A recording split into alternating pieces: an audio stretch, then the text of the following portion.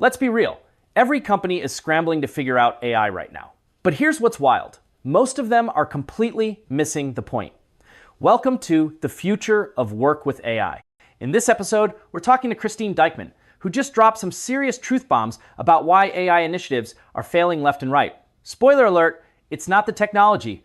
Christine is the founder of Lighthouse Engagement Advisors, and she's got this brilliant framework that's going to flip how you think about AI implementation. She calls it building a lighthouse. And trust me, this isn't some fluffy metaphor. We're talking about grounded compassion as your foundation, your employees as the actual infrastructure, and leadership vision as the guiding light. Here's the kicker. Christine believes the real threat to organizations isn't AI. It's apathy. And after spending years in HR, watching companies botch change management over and over again, she's figured out why some teams thrive with AI while others crash and burn. You're about to hear why compassion isn't soft skills BS, it's your competitive advantage, why every single person in your company needs to become an AI ethicist, and why that expensive tool you bought that nobody uses? Yeah. That's a people problem, not a tech problem. This conversation is going to challenge everything you think you know about rolling out AI. Buckle up, because we're diving deep. Welcome to another episode of The Future of Work with AI. I am your host, Emily Alvarez, and I am joined today by our guest, Christine Dykeman. I'm very excited to have her on the show all the way from New York City. And Christine is the founder and CEO of the Lighthouse Engagement Advisors Group. She does a lot of keynote speaking, change leadership, one-on-one with CEOs, executives, and coaching. And so, Christine, thank you so much for being here today. Welcome to the show. I'm really excited to talk to you about company culture, AI, and all the fun stuff that's rooted in between. So welcome to the show. Thank you for saying fun stuff. That's awesome. Yeah, Some people think it's like really scary and yeah, not so much. It doesn't have to be. It doesn't have to be. So thank you so much for having me. Yeah, of course. Well, again, I'm excited to talk about AI and again, not the scary components of it necessarily. We'll get more into the realistic side of kind of what's going on and the tone of that in organizational culture. You started in HR kind of interestingly and had an interesting introduction to it. Tell us a little bit about your background, Christine, and your work with HR and SHRM, and you've done quite a bit with HR throughout your career. So tell us how we got to where we are. When I was a wee one, no, I actually went to culinary school. Right. And discovered that I hate cooking and I hate being in the kitchen. So it kind of morphed into different areas and I landed in HR, which most people do land in HR. They don't go out to be HR. Yes, they end up landing in it and staying in it. And that's what happened with me. But I did notice throughout my years of coaching and consulting with job seekers that even though they were looking for different jobs and had different backgrounds and skills, that the HR world was not necessarily paying attention to that because of their titles. So I became my mission to talk to HR and get more involved with that side of job search, talent acquisition, recruitment, and HR as a whole, which became change management, especially in the age of AI. So I have been involved with the local SHRM, the state level SHRM, volunteer in many capacities, the PMI, Project Management Institute, I'm certified PMP, and I've tried a lot of different things to find out where my place is. And I found my place. My place is change management. It is leading change management with the spin of it doesn't have to be scary. It is compassion in your workforce. And that's how I came up with that 3 principles in the Lighthouse philosophy. I love it. And we're going to get into the framework here of those 3 principles fairly in depth for the podcast because it really is a great framework because it is simple, but it has very impactful meaning that can be agile and flexible, especially when we're talking about technology adoption and AI, which Right. usually people, at least from our experience or most people's experience in organizations, you wouldn't necessarily draw a parallel between compassion and technology, right? Not at all. Not Because at all. technology doesn't have feelings, right? Right. We tend to There's even no human element to right, technology per se. It's a thing that you use to make everything else better is right, the goal for right. technology. Yes. Yeah, that's the goal. And what's interesting though is that we tend to humanize technology or talk about it as if it's got human traits and qualities. Yes. And the reason I think we do that is to make it approachable, right, for Yes. humans. But there is the downside to that because what happens then is it becomes easy to blame from Yes. a human perspective. Like when this doesn't work, Mm-hmm. I Mm-hmm. throw the baby out with the bathwater because Yes. it's the tech's fault, because the Yes. tech is not doing what I want it to do, or it's, whatever the case may be. Mm-hmm. But really, the ethos of this podcast is to talk about how leadership looks at tech through a lens or lenses. Yes. And Yes. we talk about the first piece of your framework is Mm-hmm. grounded in compassion. Yes. And the real threat to these organizations isn't AI. It's Not at apathy. all. It's apathy. Yes. Mm-hmm. So talk about Yes. grounded compassion in AI, because this gets probably the number one thing that people get wrong right out of the gate. And that will affect your success or failure with Right. implementing AI or any Absolutely. other change management program. Right. In essence, AI is this wonderful tool. It's technology, but it's change management. It is not this like all end all be all, because there's always going to be something else that's going to make Right. things bigger and better. And it might be 50 years from now or 100 years from now, but there's always going to be something better. Um, Yes. the compassion needs to be throughout your entire workforce. And we as HR have been trained on this. We have been learning about it. We hear about compassion all the time and empathy and DEI, and we have this ingrained in us and we hear about it, but then we leave whatever training we're at and we forget about it and go on to our day-to-day Yeah. what we have to do. And Right. we don't necessarily build it into everything that we do. Or we'll Right. do one thing, oh, that didn't work. And then again, baby in the bathwater out the window. And instead of trying to figure out what is or is not working so that you can make it better. Right. If you're not getting everybody on board with your compassion and your way of thinking throughout your entire organization, from the CEO to the VP to the middle managers to your line level staff to your full timers and part time, all of those people, and it's not in every single thing, then you don't have a compassionate workforce, and Right. it's very likely your processes are going to fail. Sure. Yeah, and I mean, it makes perfect sense, right? That I mean, we have to talk to each other. We have to kind of, in order to be compassionate, there's a level of empathy and understanding of each other that has to take place, right? Because there's trust. We don't Yes. open up to The each other. compassion makes trust. Yeah, we don't Exactly. open up to each other if we don't trust each other. And Mm-hmm. to your point, there's no safe feeling. There's no psychological safety if there's no trust. And Right. what we see typically with AI is the workforce surrounding the implementation or bringing in the tools or whatever the case is, even the conversation surrounding it is not done through compassion and empathy.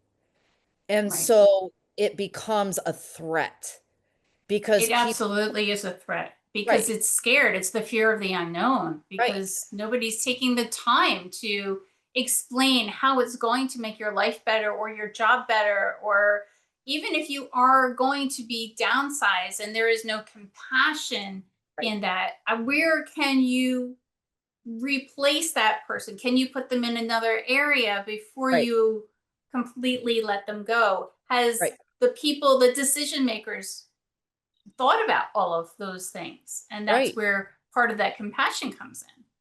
Well, yeah, and I think it even goes beyond looking at that perspective too, but I think it's looking at the tools in which the tools that we're using too, because Yes. Oh, absolutely. if we're not talking to our people and establishing that trust and safety, then it really doesn't matter what we bring in Right. because they're chances are it's not going to match up with Mhm. whatever they're needing to do for their job or their goals or making them effective in their job, even if we're keeping them. And so what ends up Yes. happening is, and I see this all the time with CRMs in companies. Mhm. I'll use a CRM as an example because it's the first one that came to mind. But companies will go out and they'll spend $250,000 a year on Right. like, I don't know, Salesforce, right? Mhm. And nothing against Salesforce. I love Salesforce, but they'll go out and they'll spend a bunch of money on it. And then they'll implement it usually through their like IT team or whatever.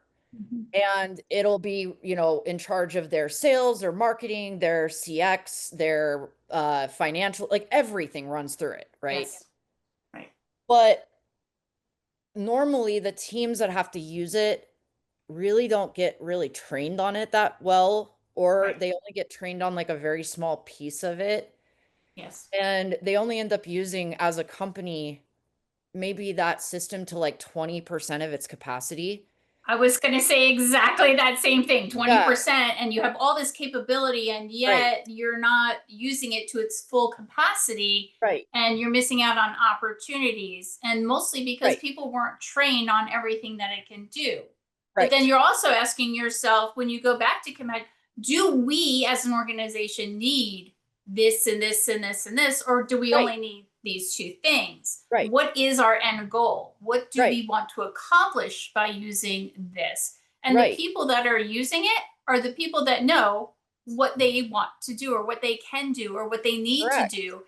And if upper management says, well, I really want to expand into this, that's okay. But then you need to make that marriage happen as right, opposed to not asking them at all, because then they don't feel invested and they don't see themselves in the use of that product, so they're not going to have their buy-in, so it's going to trickle down effect, like, yeah, I don't right. care, whatever. Yeah, exactly right. And the other thing that happens too is they don't know how to use it properly a lot of times. Their performance metrics are based on that. Mm-hmm, mm-hmm. And they're I mean, they feel maybe like I don't really know how to use this that well, so like I'm already like not fulfilling some bigger purpose with this. Right. I'm not doing well with this, so I'm therefore failing. Mm-hmm. To your point Yes. before, like if I don't know something, I insert worst case scenario because that's what we do as humans. We don't know something and it's something that could That's be true. potentially a threat.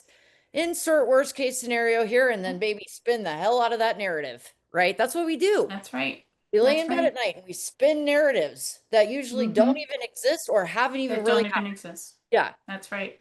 And That's right. so it's doesn't even matter then if you try to get them to buy in after that fact. They're already pissed. And Yes. already don't want to learn because they are like, well, you did this anyway, so now I just have to Right. do it. And that all could have been avoided, Yes. or maybe not completely avoided, because maybe there are some people that are like, I don't want to do this. Okay, well, then you're not on board with an initiative. That's a different conversation we're going to have. Yes. If you are changing processes and you're doing this with your team invited in at the table because they're all stakeholders in that, right? Yes. All get Absolutely. affected, then you're going to shift the outcome drastically. Mm-hmm. Mm-hmm. And that's where you change compassion into compassion.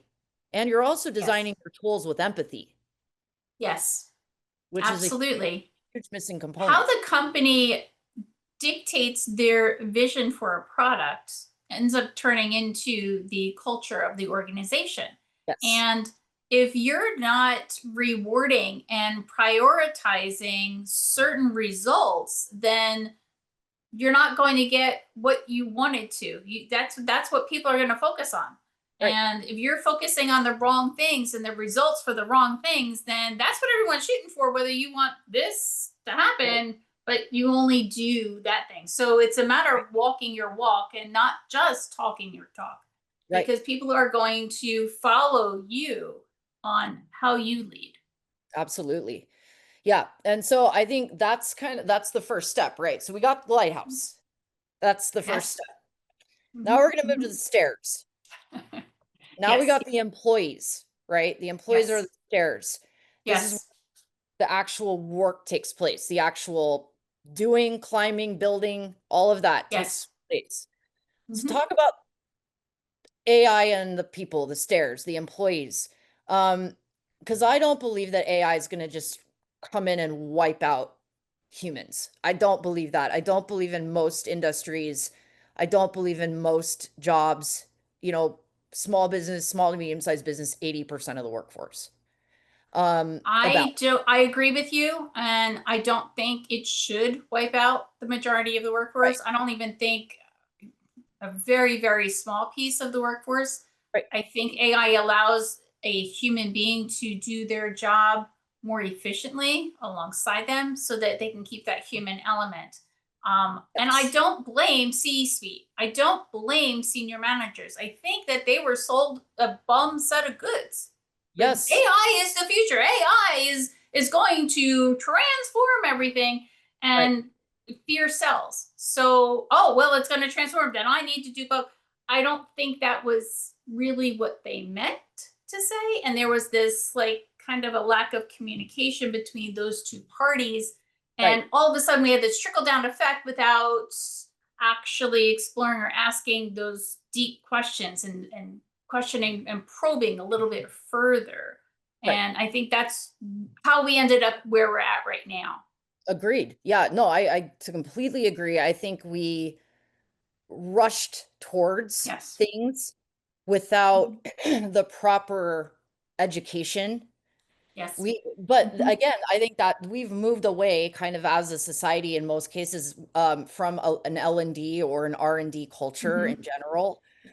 With most companies, I talk to a lot of companies and I ask them, what's your L&D or R&D budget? And they're like, I don't really have one. And I'm like, that sucks for you, you know, but I mean, I understand in some cases, like if you can't have one, you can't have one. And we're not exactly living in the day and age, like, I mean, when it was back in my day, no. And I mean, but when I was coming up in like the manufacturing industry, I was an intern and it was like, I took it upon myself to go research because I didn't know something.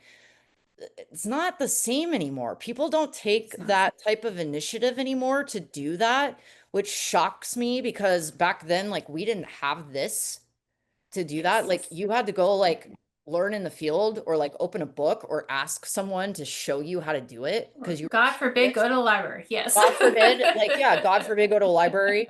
Or we had back, encyclopedias. That was the big thing, But I mean, the internet didn't come out until like 91, And so I don't believe that AI is replacing humans. I believe that it's exposing how frankly shitty we've been at continuing to develop out human skill.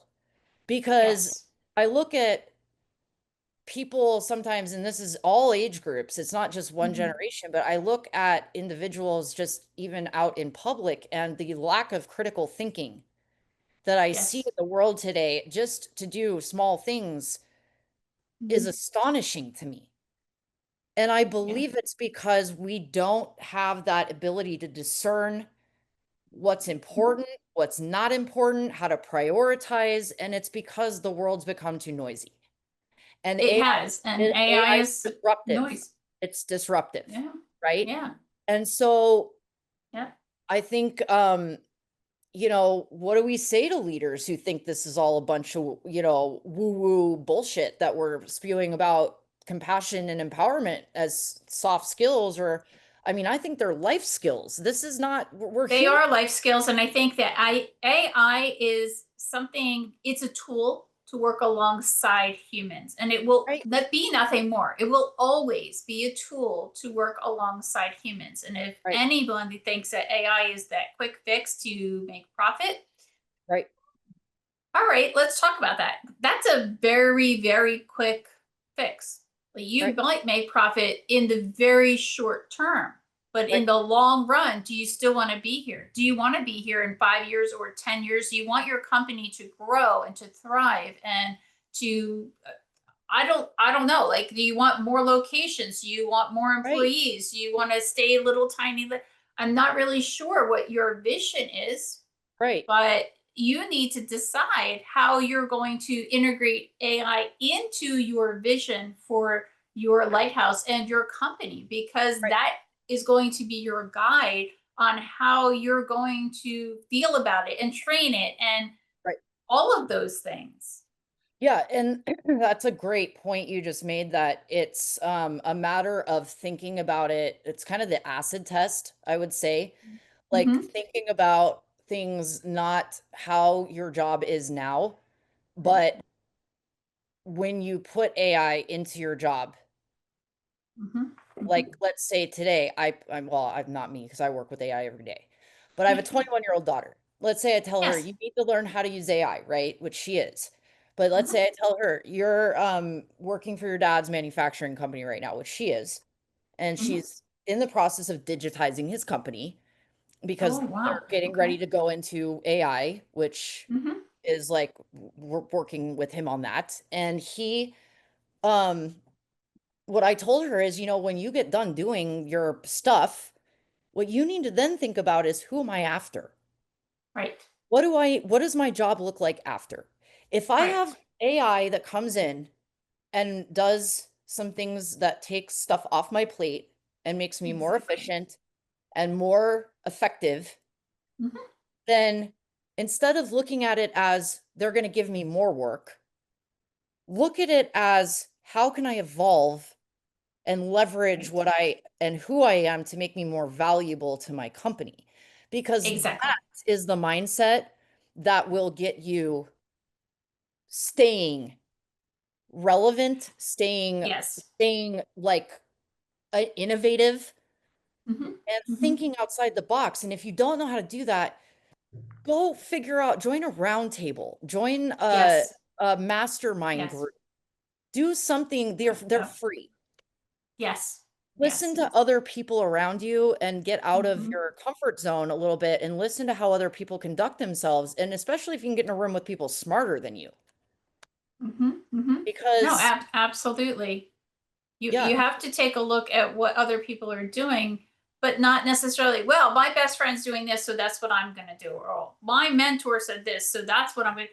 Well, they're not right 100% of the time. You have to take, right, a couple people's opinions and then make up your own mind based on what you've heard and what you think. I mean, right, that's like listening to one headline in the newspaper, like, oh my God, the end of the world is coming tomorrow, and you're packing your bags. So you're right, leaving. Like, you can't be like that. right. But Can't stick your head in the with sand. that whole AI, you're right. With the AI, what do you want to do tomorrow? What are you going to do with the extra time that AI is going to allow you to free up now?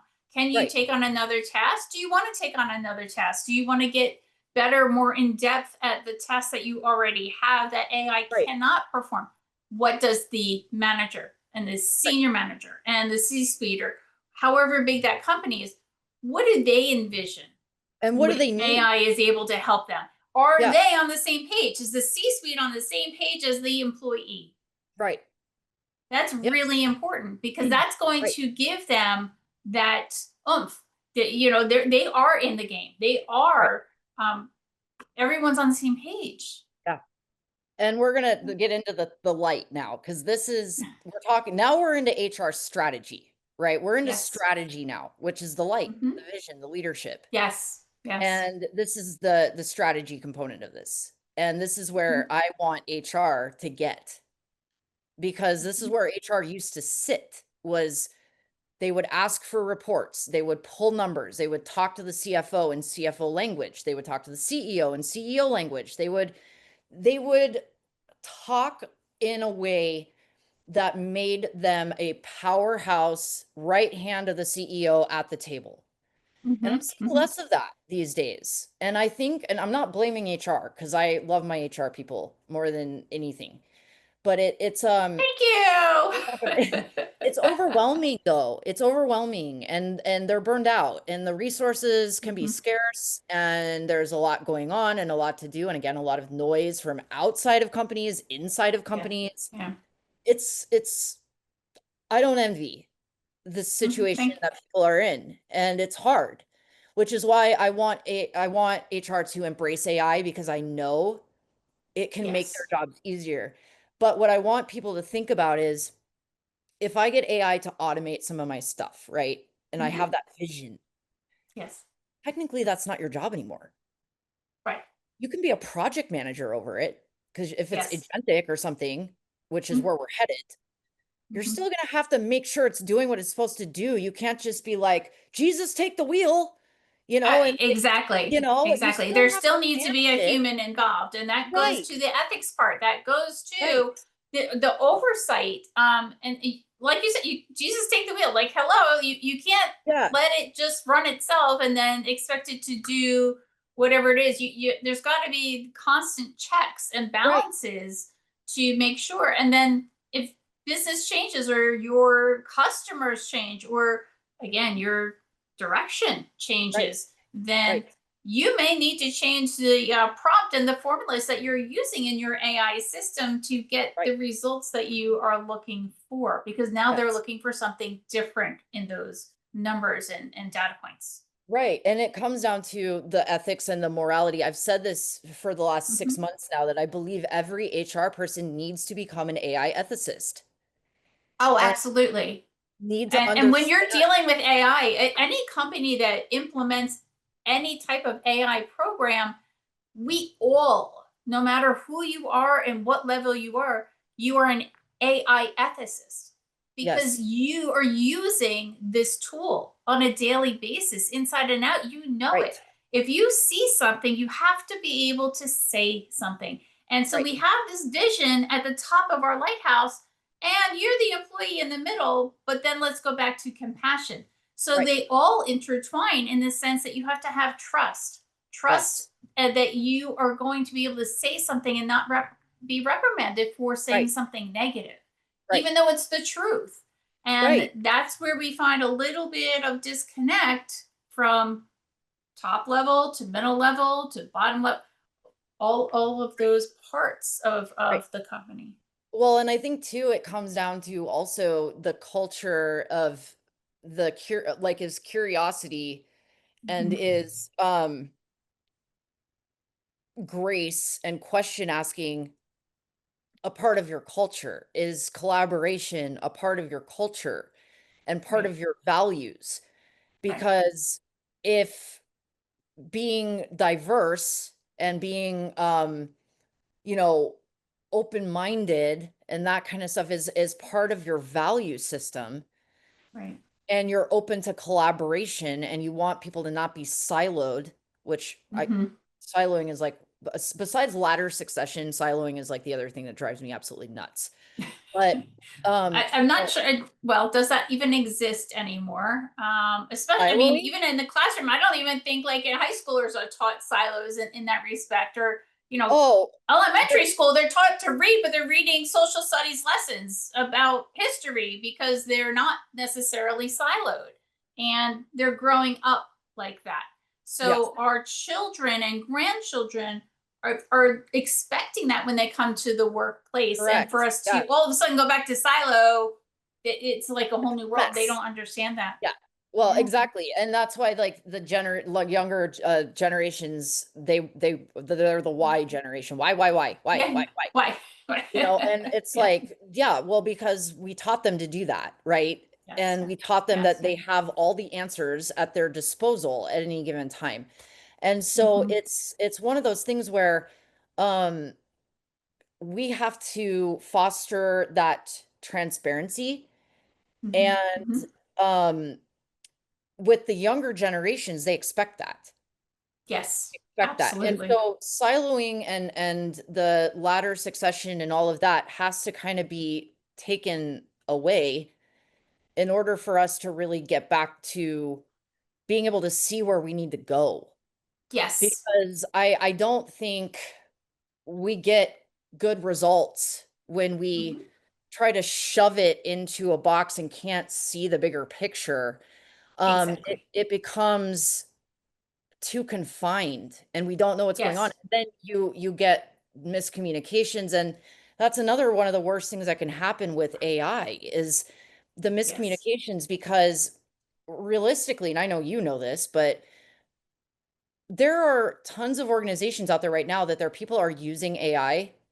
Hmm. They have no idea how they're using it. That's right. They have That's right. no Well, we're using idea. AI and okay, well, tell me how so I can learn it. I don't Well, know. there's no level of transparency, but if that's Uh, part of your culture, then someone should have no problem coming up to someone and saying, "Hey, I'm about to do this with ChatGPT," if that's what you're right. using at your organization, or Right. Claude, or whatever. Hmm. I'm about to Yes. put this into ChatGPT. Is that okay? Right. If it's Right. not, then that just saved us a major pile of headaches, because I have heard the horror stories of people putting stuff into ChatGPT Yes. and getting fired Yes.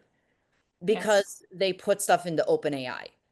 And Right. these are people that are like CFOs of major corporations that did it just out of ignorance, didn't know what they were doing. They didn't know. They didn't Right. know because again, fire, fire, fire, and Right. then all of a sudden, okay, let's But jump there on was, board with but our here's, water bucket, but and they didn't need to.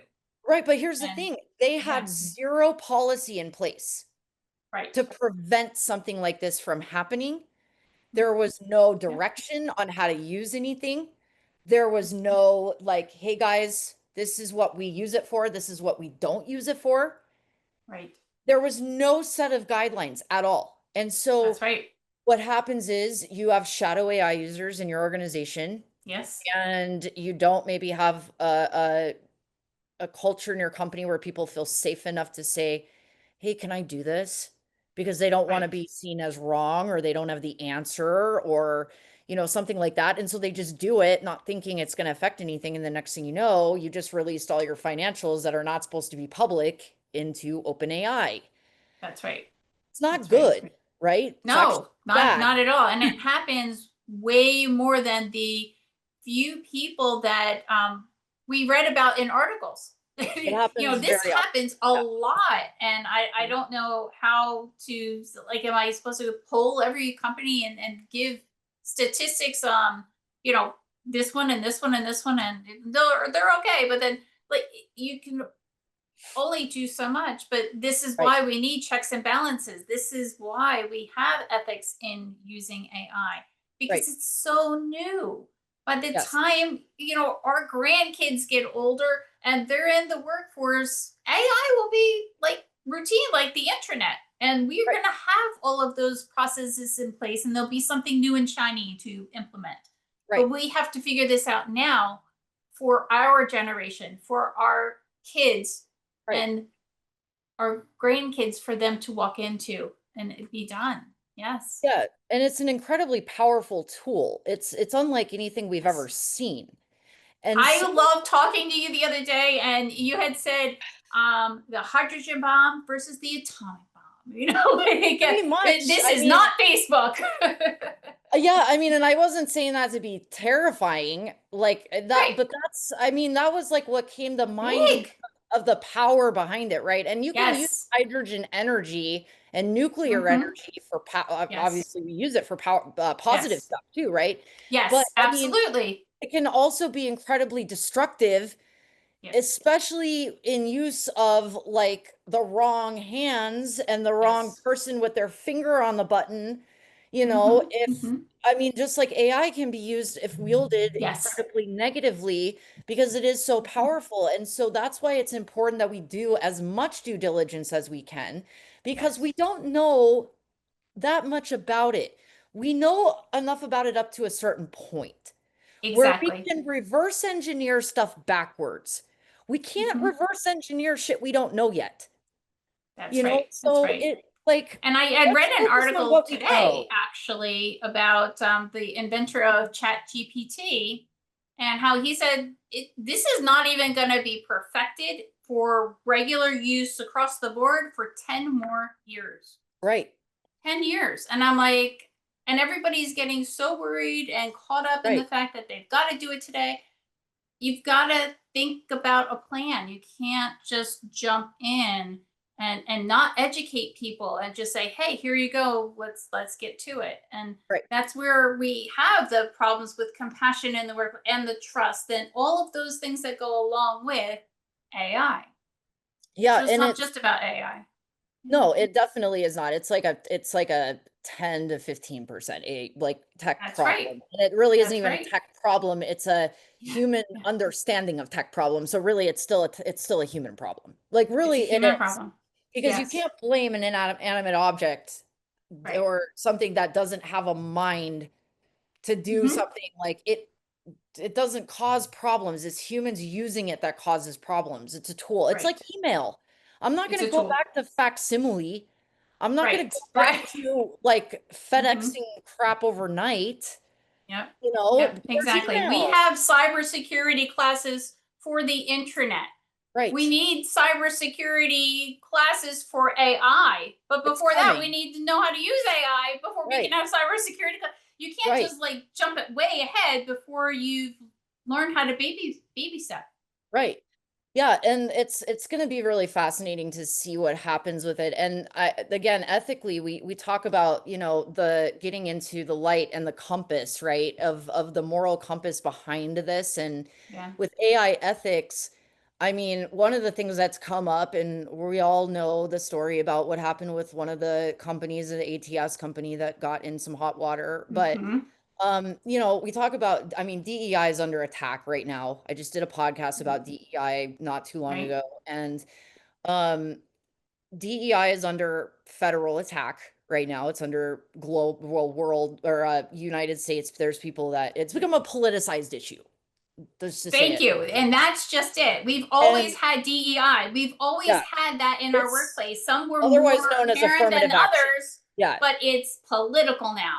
And that is the difference between DEI 5 years ago and DEI now. yeah, Politics. yeah. It's heavily politicized, and I think when it comes into AI, especially with people in HR that are going to be using AI, Yes. this is an area when it comes to recruiting, because both of you and I have both worked heavily in recruiting.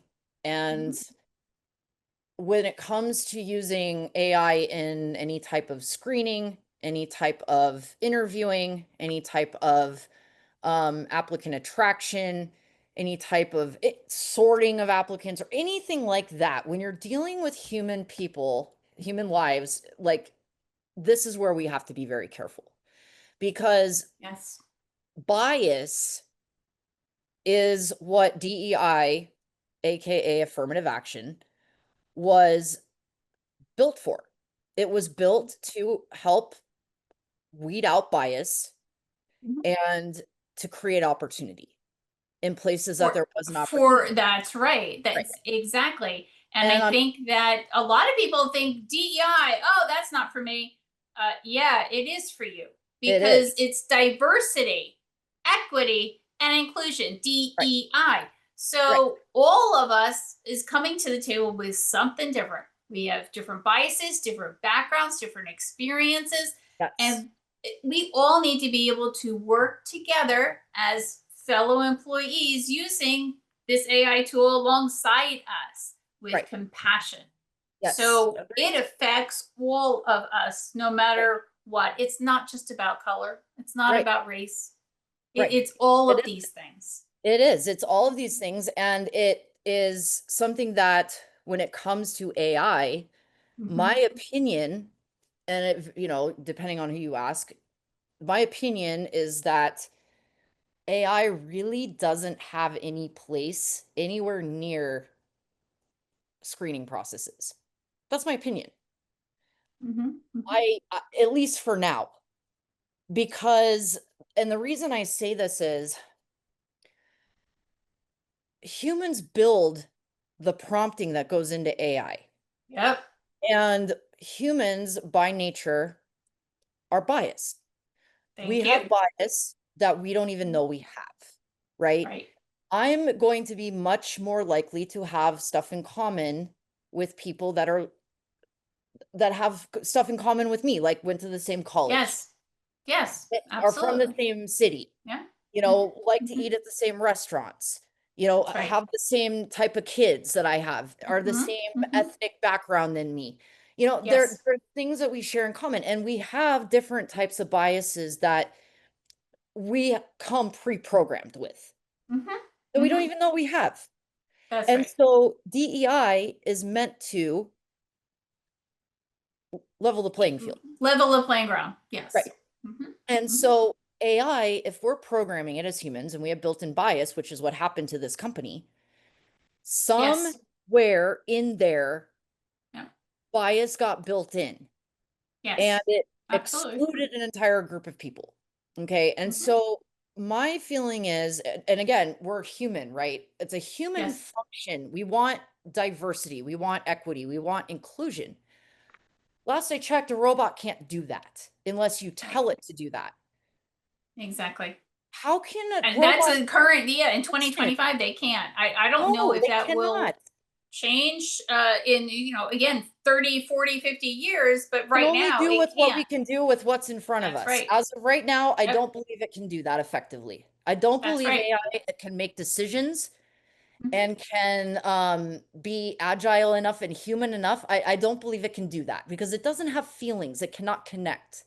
It There's doesn't too have many passion. variables with a human Right, that the reason you have a human in the loop and the reason that you have a human just involved in that whole aspect of recruiting and talent development is because they're humans and they all right, have different needs and goals and responsibilities and it's you're right, you can't have it run by a robot, and yet that's the first place that many companies are using AI because it's so easy to do right, right, without knowing what the consequences are.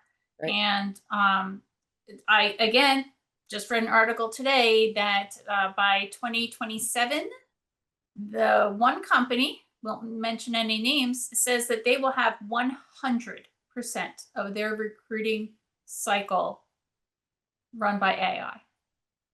100%. And I'm like, well, maybe Okay. in 2 years our AI will be better. I don't know.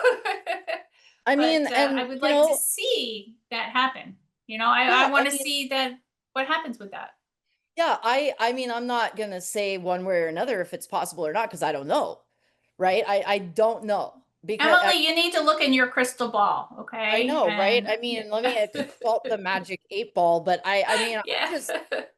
for me, maybe I'm too much of a control freak, but I like to know, like, I like to decide who I'm working with, right? And I Mhm, mhm. also will go the extra step of like, when I interview, I like somebody else to interview that person as well for that exact reason, because it's not just For me that that reason, person is yes. going to be working with. Like, Yes. we have a Yes. team, right? Yes. And it's also because I might be missing something. I might Mhm, be, mhm. I might be off that day, or like I might see something in that person or not see something in that Yes. person, Yes.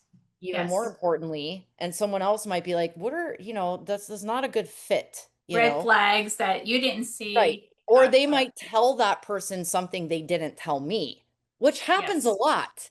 That happens Actually a lot. happens a Yes. lot. And then they're Yes. like, well, did they tell you that they need like a month off before they can, and I'm like, no, I'm like, they Right. didn't tell me Right. that. And it's like, well, that changes the perspective. So Yes. there's like Yes. stuff that happens, but I think we have to be involved in that. That's just my feeling on it. Absolutely. And so I don't, again, not everything needs to be automated. This Mhm, is not the mhm. goal of AI, is not to automate everything where we just wipe out people from jobs. And that isn't the point. We've had AI available to us for a very long time in capacity, Yes, and it's been the good AI is the AI that gets ingrained in our lives in functions that we don't even know it's there. right. That's how I feel. That's designing with empathy. When it's Yes. so good and it's designed so well at doing its function that you don't even know it's there. That you don't That's even know it's there. that's empathy, Yep. right? Because Yeah. it's doing a human function that we don't really, we're like, okay, like that could be automated. Good. Took that off Right. my plate, right? Like Yes. automatic Yes. grocery delivery. Love that feature, you know. Mhm. But I mean, so let's change direction a little bit because I think like the ethics stuff, like we are in alignment there. But if AI is the storm, compassion's the navigation, then the storm and the safe harbor, right? So let's talk about the current kind of state about the change. What's the real change you feel like we need to embrace in this? The real underlying change besides compassion, because I know we've gone there, but I think there's on the human, real deep in the human side of things, where's the real change you think corporate organizationally like that needs to take place? I think the change is all the things that you have no control over that you're going to have to implement. AI is a Yeah, change. I think compassion is your foundation of the lighthouse. It ain't going anywhere. right, As long as you keep that beam of light just shining, people will always be able to see. It's a constant, it's steady, right, it's they'll be able to see it and know where your true vision lies. right, And yeah, you're gonna have all these meteors coming at you, and you're gonna have all these waves going on, and but right, you're always gonna have a lighthouse that's going to shine bright and steady. And right, that's the purpose of the lighthouse, by having your compassion and your people and then your vision and all of it connecting back and forth. It's not going anywhere. It's solid. right. It stays, true to you. And all the other stuff, it's just noise. Just Yeah, it whatever. really is. So I think, yeah, we overcomplicate stuff. We really do. Obviously dealing with people is complicated. It's messy. It's it definitely is because messy. we're humans, we're people. We Right, we all need something different, and right. different goals and At different everything. And that's times. hard. And Yeah, that's why HR, put us on a pedestal. it's a moving target. It It really is. is. It's a moving target. And I think that's the big, where I see this kind of going is companies that are going to survive this and do it well and be Yeah. successful in this are the ones that during their downtime where things are kind of like, because every company goes through this, right? Yes, they do. And Hmm. when companies are at a place where it's relatively stable, right? Or like Hmm. things are kind of okay, which can happen to some companies never get to that point. Right. And I would argue Right. if you don't get to that stability point, then you just need to kind of 10 toes down, do this now. Because Yes, it's I probably, would say the exact same thing. yeah, You need to stop you're what you're probably, doing yeah, and you're not rewrite gonna, your I mean, playbook, because the, you sh- should the, have that. the ship's left the dock. Like, you, Yes, yeah. so you got to get in the dinghy and catch up to the thing because And it's, it's in the eye of the yeah, storm going round and round. So right. So you like don't want get out that. there, send the rescue mission, right? Send the Coast Guard Yes, because it's in hot yes, water. But yeah. the ones that are going to do this well and survive are the ones that are going to dig their heels in and say, look, we got to make a change to our values Yes, yes, now. We have to yes. address this from the ground up with our values. So the Yes. lighthouse is the portion that probably needs some structural damage control. Hmm. It's weathered a lot of storms and Yes. never had the lighthouse keeper go out there and like, take care of the thing. And it needs That's more, right. That's it right. needs I more mean, you than just a see coat of paint. lighthouses where they're painting Yeah, it, or they're, kind of right, refurbishing it, and you'll right, see, the silos on the side just trying right, to, help get it back under construction so it right, stands just as firm as it did before. And sometimes we right. need to do that with a business. Yeah. And that's the thing. It can't be cosmetic either. You can't just Right, slap a right. coat of paint on the thing. And that's Right. where, I mean, it's not another poster on the No, wall. It's no. not, let's just maybe once in a while buy the team lunch. It's No. not, It's not there, going to get fixed with no, that. It's not, you have to change your every being. And right, I know we were talking about this too. You know, Monday morning comes. What does it look? It looks the same as it looked Friday and right, Thursday and right, and Wednesday before that. That is consistency. You're going to right, be consistent in everything that you do and right, every policy and procedure that you touch. right, Because if you are one way with one thing and another with it, your employees will know. And most important, your customers will know. And right. that's going to be a downfall. Right. Yeah, absolutely. And that's a good point because your employees really are your first customers. Yes, And if you absolutely. can't keep your staff and your teams and your employees happy, Mm-hmm, then mm-hmm. everyone else is going to suffer. Go look up the statistics. This is not something I'm pulling out of my Right. hat. This is like a true thing. And so we also need to keep in mind too that our employees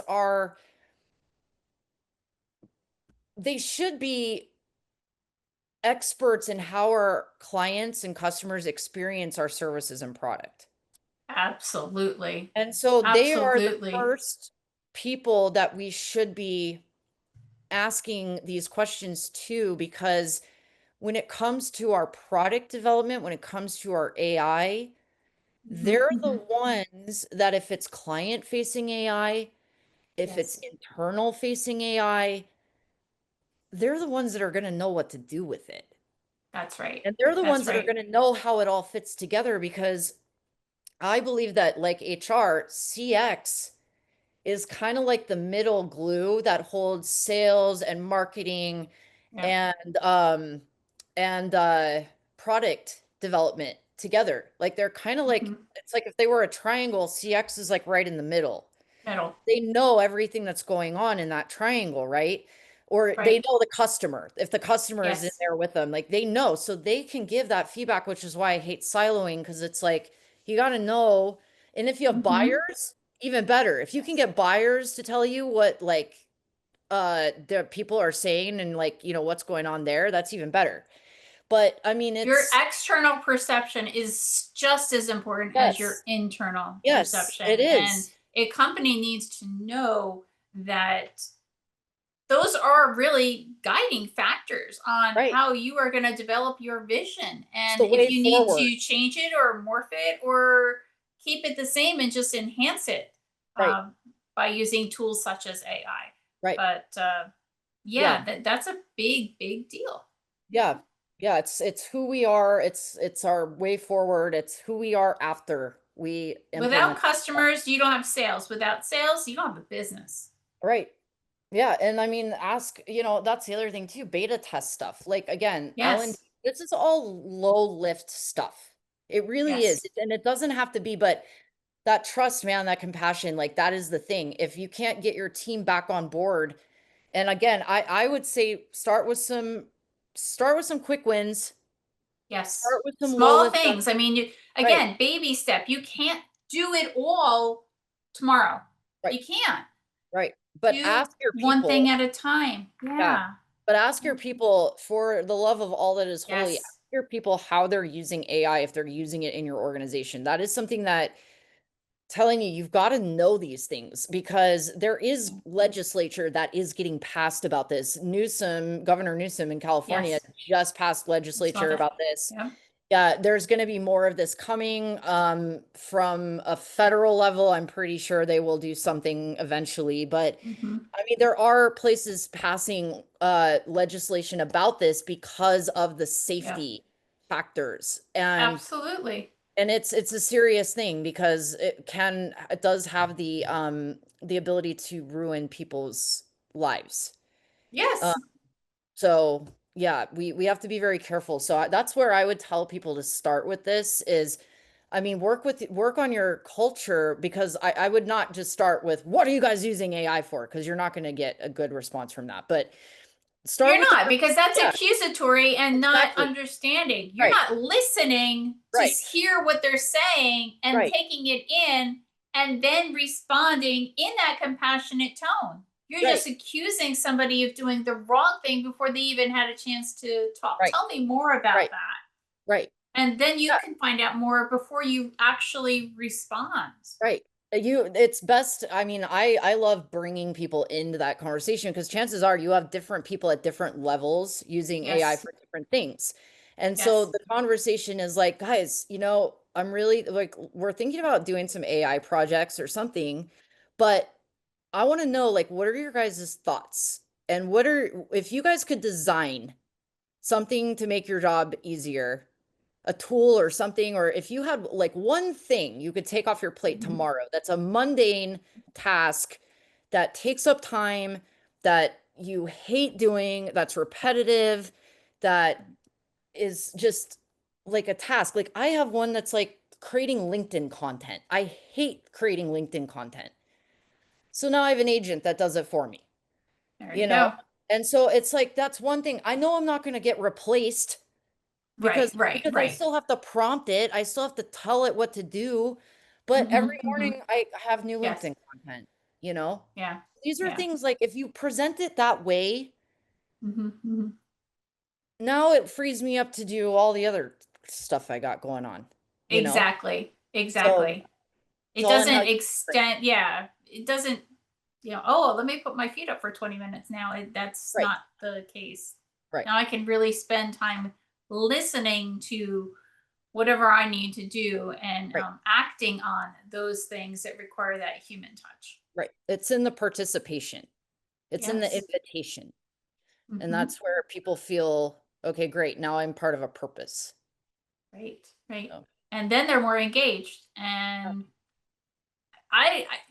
a lot of somebody had said to me, well, what does compassion have to do with ROI? And I'm like, seriously? Like, where do you live What on a rock? doesn't Like, what all doesn't of it have those to things do? are connected Yeah, because people, you're talking about turnover and you're talking about employee engagement, and it just has this trickle up effect, not a trickle down effect that it doesn't matter. It matters almost as much, if not more, than profits because everything else will fall into place. well, and it Focus also, on yeah, clarity before profits. right. That's Well, and just how you should.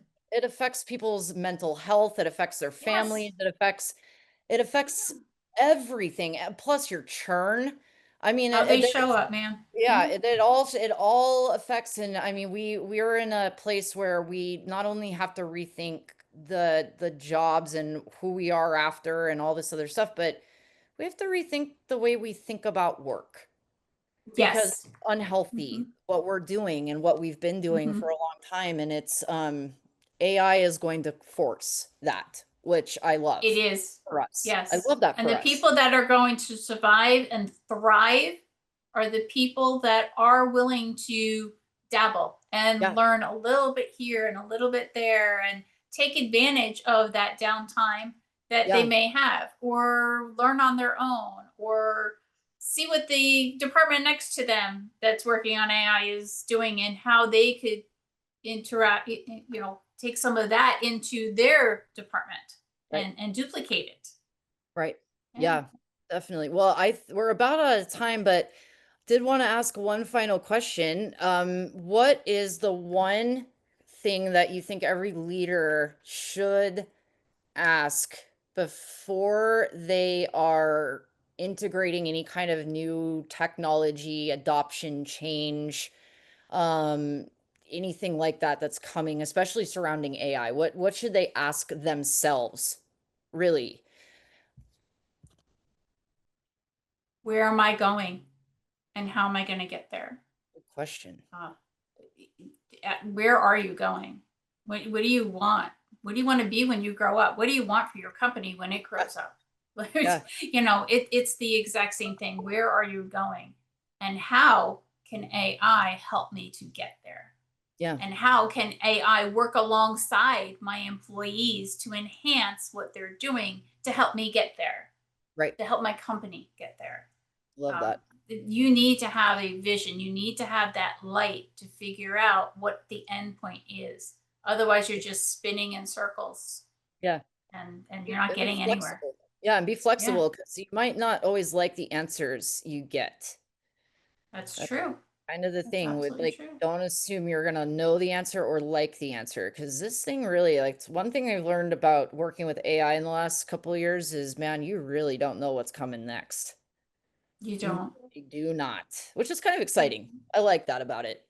I'm It a little is, and like, that's where you're going to find the people that thrive or the people that fail, yeah, because yeah, how yeah. how well they do survive this storm, right? Absolutely. Yeah. Yep. Totally. Well, Mhm. Christine, I appreciate you being on the show. Thank you so much for being Thank here. It's you. awesome. Again, Christine Dykeman, her website is lighthouseengagement.advisors.com. You can find her on LinkedIn. And you are working on a book, right? Eventually, you're going to probably I am working uh, on a book, uh, and another one of my vision lights right. Yeah. is to speak in a TED Talk. I would like to do a Yeah. TED Talk. Awesome. So Love it. yeah, keep him busy. Yeah. Yeah, and you're available, of course, for keynotes and panels, executive and corporate teams. So again, That's right. we do these podcasts, and everybody we have on is a resource. So reach out if you need anything for your business, for yourself.